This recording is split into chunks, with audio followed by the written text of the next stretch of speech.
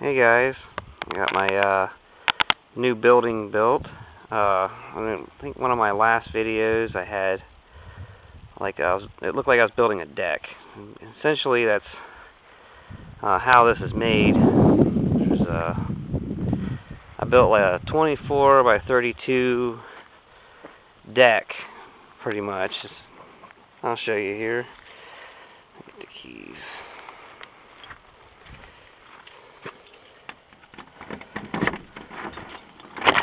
And then built a stick-built building.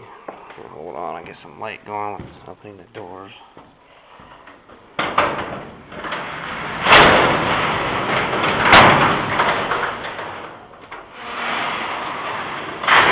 Alright. Yeah, one side of the floor has like deck boards, and that side of the floor is built on 2x6,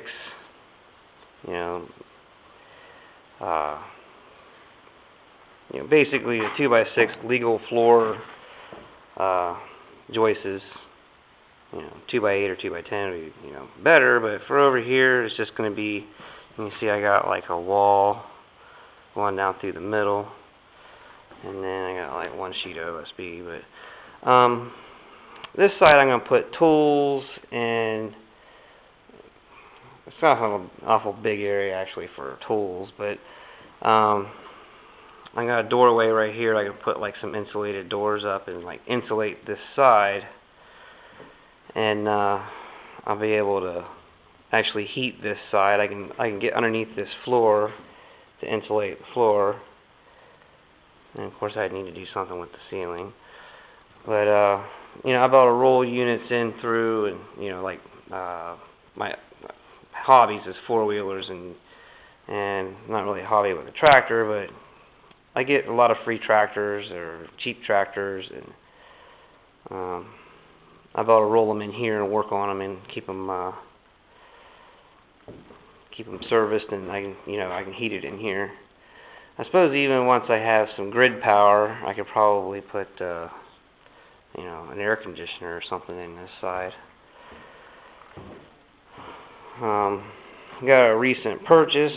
I guess it's outside of what's going on with the building, but I suppose maybe I can mention it in another video. And it's already broke. So another Chinese bike, and it's broke already.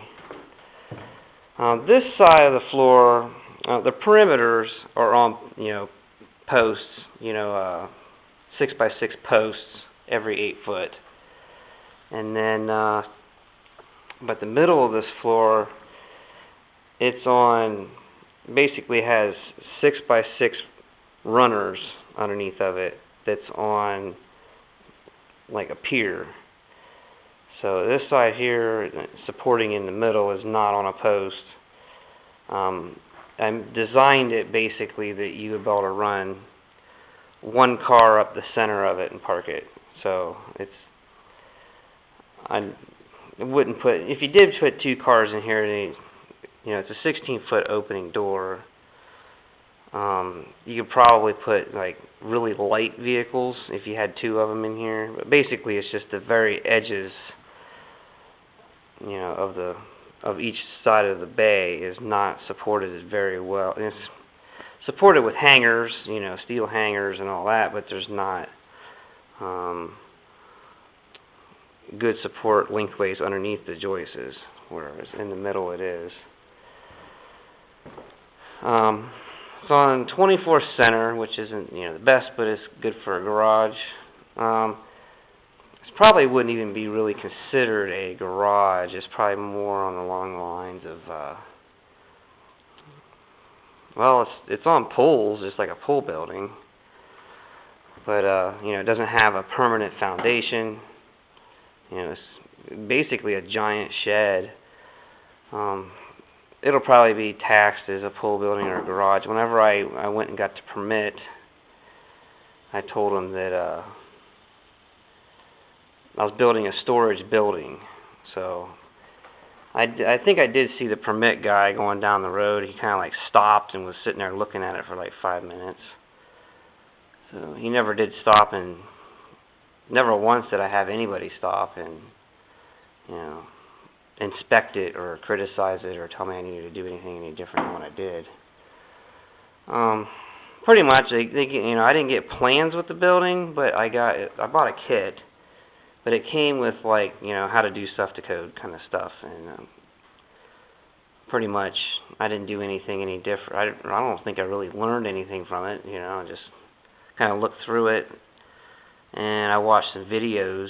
I think I learned some more things on the videos than I did through that book, but it's like, wow, that little thing there don't belong there. It was just something we stuck in there trying to true the wall out when we stood it up. But, like, you know, there's a 2x4 laying down, fastened to the top of the wall, and then it's fastened to the outer truss. I picked that up on a video. And then I didn't really see it in the papers for the building, but putting something down through the center of the trusses, I guess, helps them from buckling later on down the road. And I kind of picked that up on a video. The garage door, it goes up and down, and it works and everything, but it's not quite finished.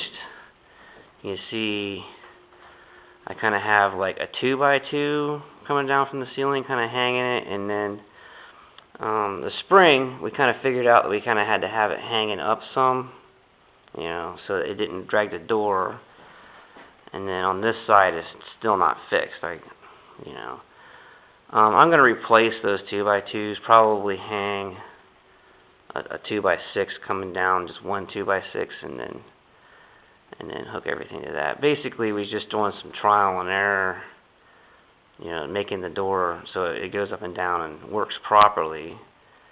And then later on, I can actually do something that's, you know, more permanent. I wanted to be able to make it so I could lock it up, because, you know, I had a lot of building supplies in my old building, which is right there, and there still is a lot of extra stuff or things that I haven't got up yet, and I wanted to be able to get my tractors and stuff like that out of the weather and put my bikes in here. I wanted to be able to lock it up, so I wanted to get the doors working really quick. On the outside, things that still need done. Well, the front's pretty much all done. There's nothing else to do on it. But you can see, still needs some siding. I didn't do an overhang or eave on the ends.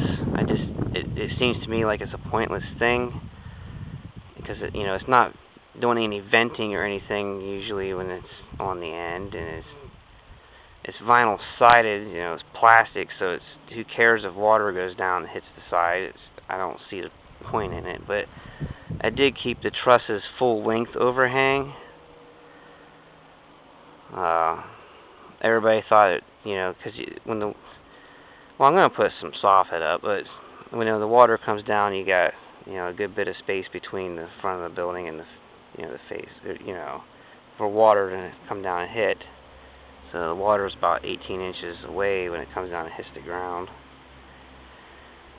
I don't know. They definitely wanted me to trim it back because they didn't give me enough soffit to be able to even do both, you know, sides.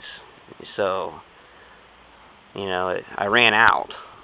So obviously, you know, it was designed to have soffit on the ends and on the sides. So they probably wanted me to trim that back to about 6 inches or something. And then there's, you know, new siding on the back. And then the other end, it's almost done. I got like 3 pieces or something to put up. I got a buddy that's going to bring some,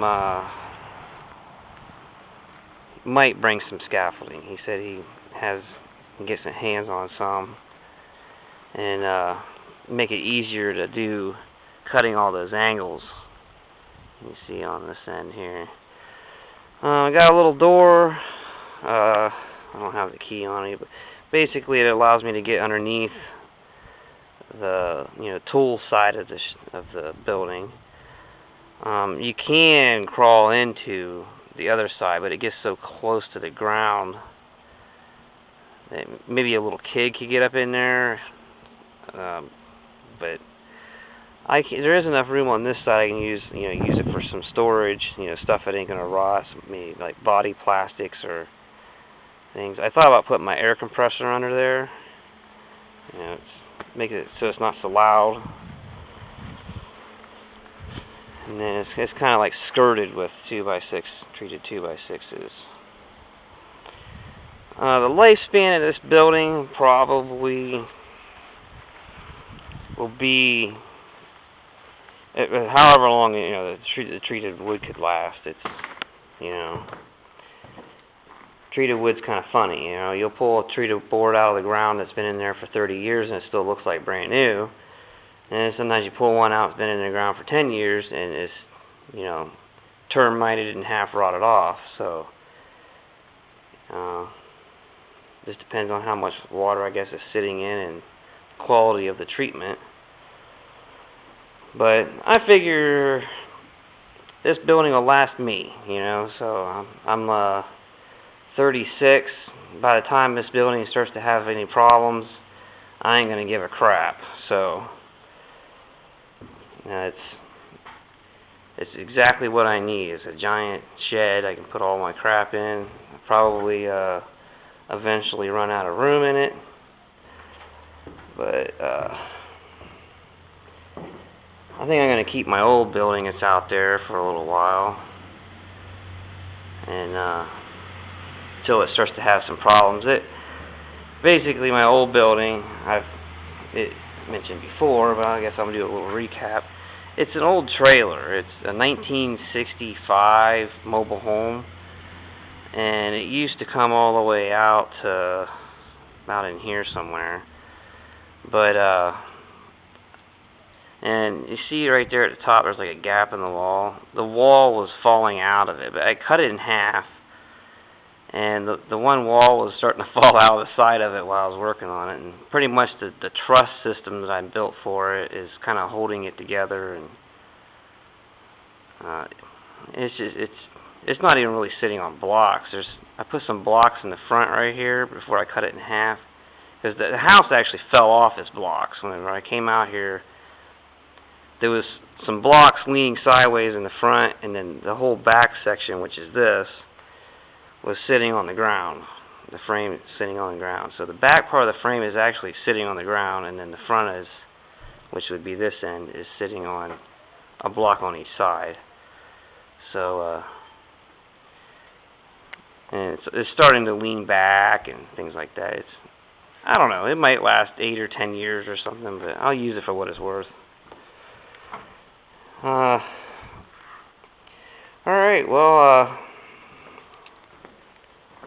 thanks for watching.